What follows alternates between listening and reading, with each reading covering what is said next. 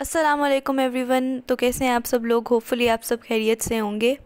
तो अब मैं ज़ोहर की नमाज़ पढ़ रही थी और आज मेरी फजर की नमाज़ मिस हो गई क्योंकि मेरी आंख नहीं खुली थी सुबह।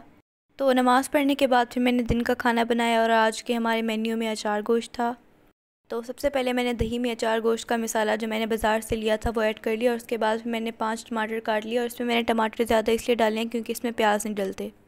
तो फिर इसके बाद मैं ऑयल को गर्म कर लूँगी और इसमें अपने टमाटर को ऐड करके अच्छे तरीके से मिक्स कर लूँगी।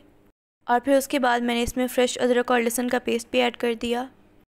और फिर बाद में हमने 4 मिर्चें, 1 लेमन और थोड़ा सा अचार गोश्त का मसाला लेके रख लिया और अभी मैं आप लोगों को बताती हूँ कि इसके साथ क्या करना है।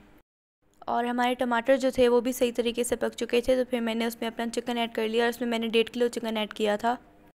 तो अब हम अपने चिकन को भी अच्छे तरीके से पका लेंगे और फिर दूसरी ही तरफ हम लोग अपनी जो मिर्चें थी उसमें हमने मसाला भर लिया।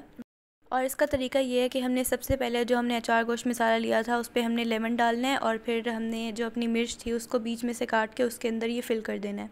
इससे ये होता है कि मिर्चों की कड़वाहट ख़त्म हो जाती है और उनका टेस्ट भी काफ़ी अच्छा आता है। फिर इसके बाद हम इस पर वो दही ऐड करेंगे जिसमें हमने मसाला मिक्स करके रखा था।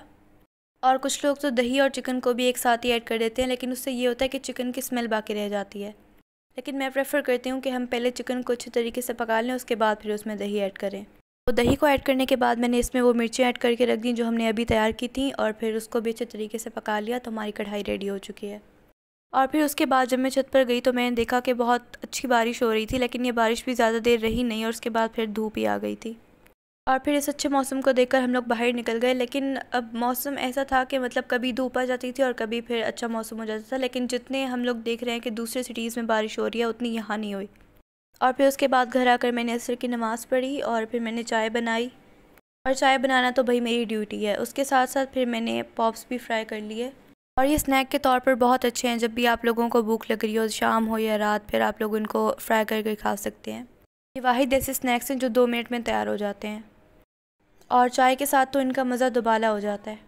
और मैंने चाय अपनी और अम्मी के लिए बनाई थी तो मैंने उनको ट्रे में रख के फिर वो भी दे दी। और उसके साथ साथ फिर मेरे भाई अपने लिए रोल और फ्राइज़ ले आया, लेकिन उसने मुझे भी दिए थे क्योंकि आप लोगों को पता ही होगा शेयरिंग इज़ केयरिंग। और मैंने कभी आप लोगों को बताया नहीं, लेकिन मुझे ज्वेलरी का काफ़ी शौक़ है। वैसे तो हर लड़की को ही होता है और मैं ज्वेलरी लेती भी बहुत हूँ, लेकिन मुझे कभी कोई ऐसा मौका या टाइम नहीं मिला कि मैं इसको सेट कर लूँ। लेकिन अब मुझे छुट्टियाँ हैं तो मैं सोच रही थी कि पैकेट्स लेकर ना इनको भी सेट कर लूँ। फिर उसके बाद मुझे नूडल्स की क्रेविंग हो रही थी तो मैंने अपने लिए नूडल्स बनाए। और भाई हुकूमत से मेरी एक ही दरख्वास्त है कि जिस भी चीज़ को महंगा करना है कर लो, लेकिन भाई नूडल्स को तो छोड़ दो। और भाई ये भी बहुत बड़ा झूठ है कि नूडल्स 2 मिनट में तैयार हो जाते हैं। मुझे पूरे 7 से 8 मिनट लगते हैं नूडल्स तैयार करने में।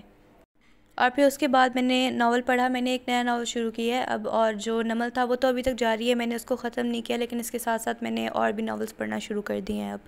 और फिर रात को मेरी छोटी बहन ने चाय बनाई और वो चाय काफ़ी अच्छी बनाती है।